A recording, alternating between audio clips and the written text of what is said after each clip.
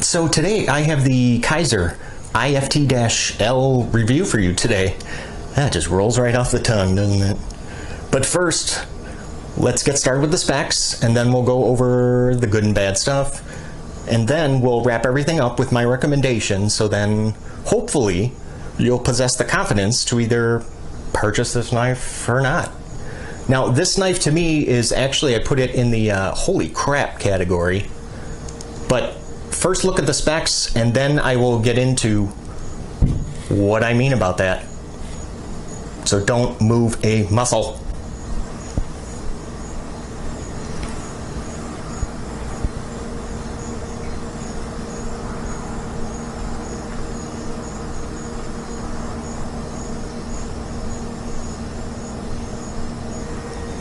Hey guys, I'm Jay, and well, before you is the Kizer IFT-L, model number Ki4452.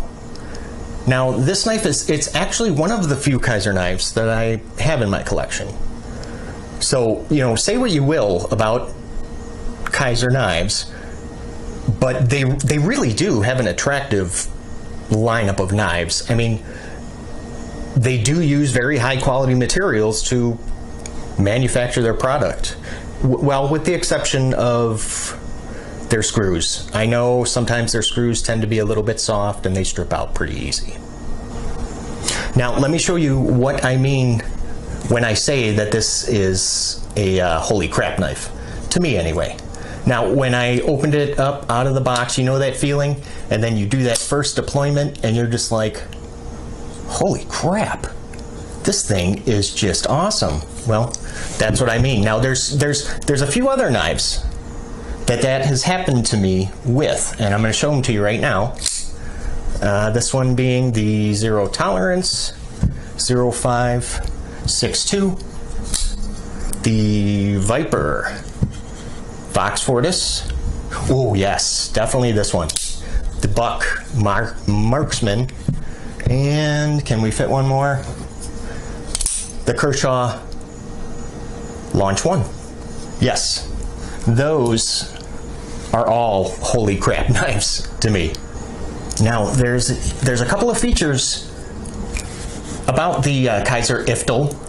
You guys mind if I call it that for the duration of the review? Thank you. So the Kizer IFT-L is absolutely drop shuttable. See that? A little bit of a shake and then it goes right down in there. What also helps with that is the detent engagement. So the point where the detent the ball passes that divot, it's very early on this knife. So that way you're able to, you have enough room to let the flipper go ahead and rest on your thumbnail, turn it and shake her closed. And as long as we're talking about that detent, this one in the IFT-L is actually very, very good. I am unable to shake that baby out of there. And of course, as you can see, this is very much flickable, requires no wrist whatsoever. Now, Kizer was kind enough to go ahead and put a sharpening choil on here. Kizer, thank you very much. Now, there was a little bit of a missed opportunity here as far as these scales go, and they are not milled out whatsoever, and that's really too bad because that really could have helped to reduce that weight, but we will get into that more once we get to that weight segment. Now, if we go ahead and flip this over, you can see it is open construction with just those two barrel spacers, and I believe that this knife is going to be a little bit wider than a pencil. Not a little bit, a lot of it. Oh yeah, definitely a little wider.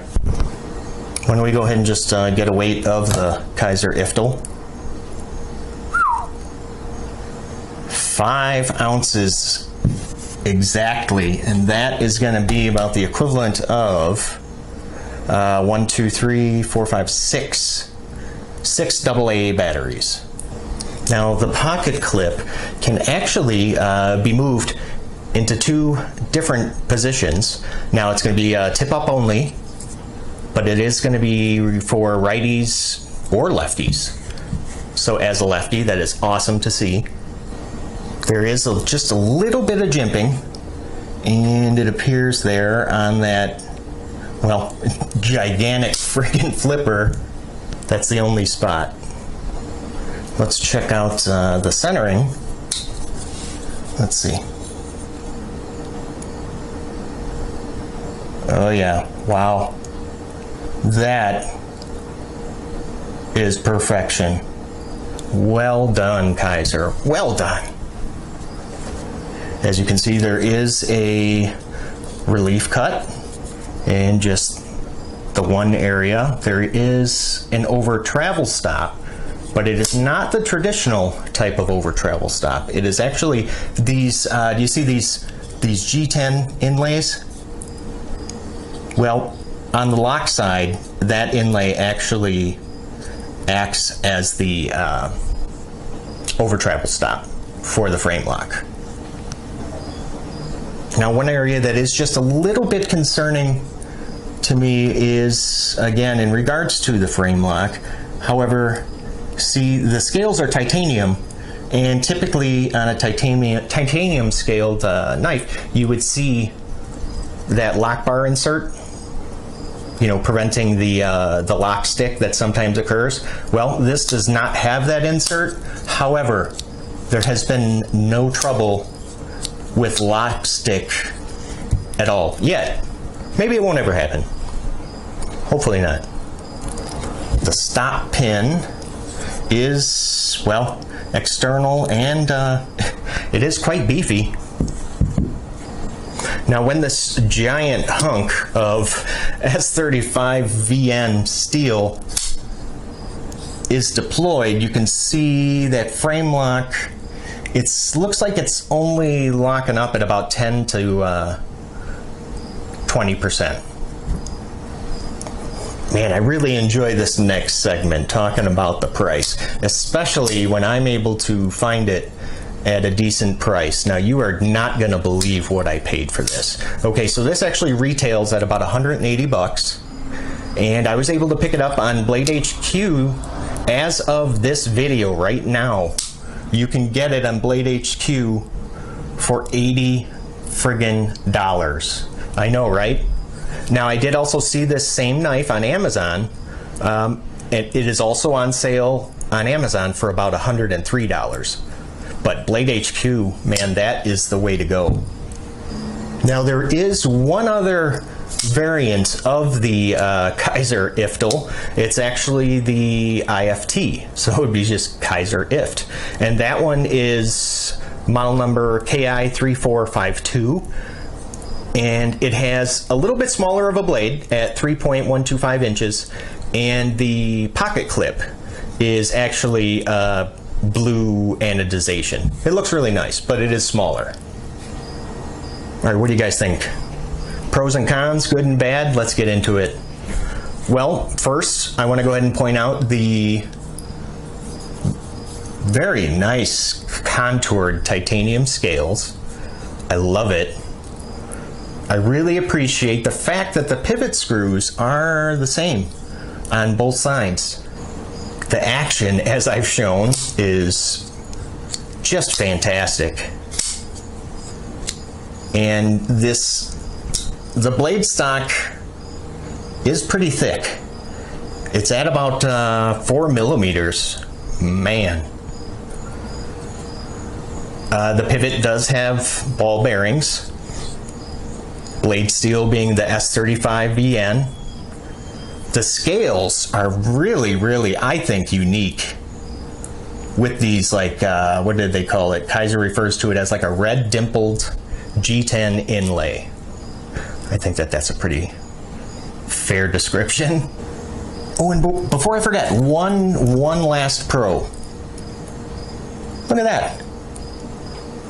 Kizer actually gave me 2 extra pocket clip screws. so I have 2 extra extremely soft metal screws. Thank you. Oh man, now we gotta talk about the bad stuff. It's only fair. And now a few of these I already did touch on, like the lack of a lock bar insert. I'm not totally crazy about the clip, because I really do like it when it kind of rides deep in the pocket. This isn't too bad. It's tolerable, but it's not my favorite part of the knife. The scales really should have been milled out. It would have helped to reduce that 5-ounce weight,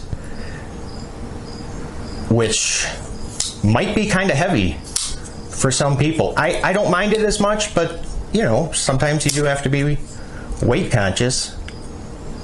Now, the Recurve, I haven't had to sharpen this yet, so maybe, hopefully, the Recurve will not pose too much of a problem. But again, it is there, and just something I want to make you aware of in case, you know, if you're not good at sharpening Recurve knives. The flipper tab is, again, gigantic. I don't know if it really needed to be that big. And you know what's funny here is you see the hole there, so I'm guessing that was for weight reduction. So they took out material in the flipper, but not in the scales. Okay. And finally, the last con being, take a close look at that blade and tell me, what do you see? Yep. A made in China sticker. Gosh, again, Kizer, thank you for that. I really didn't have much going on for the rest of the afternoon, so I'm kind of looking forward to cleaning off that adhesive with alcohol. Thank you again. Now, do I recommend the Kizer IFT-L? You know what? I would say so, yes. I mean, now keep in mind, it is a big knife, so for those of you that do like your knives on the larger side, well, this is big. I mean, this knife has a lot to offer. I mean, S35VN blade steel, titanium contoured scales, ball bearing pivot, and even some fancy dimpled G10 inlays. So, I mean, at $80 on Blade HQ, you'd be nuts, you know, not to jump on this.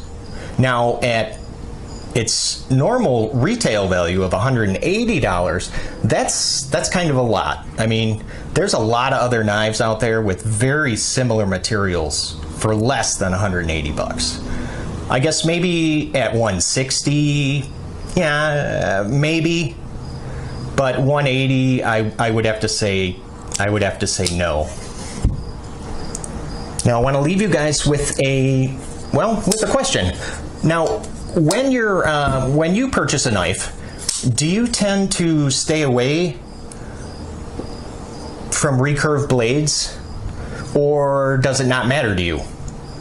So please, yeah, let me know. Please post your answers in the comment section below. I really look forward to reading and responding to that stuff. So if you would like to see some more of my titanium flippers, then you know what? Go ahead and click on that subscribe button. And if this video has answered most of your questions regarding the Kizer IFT-L,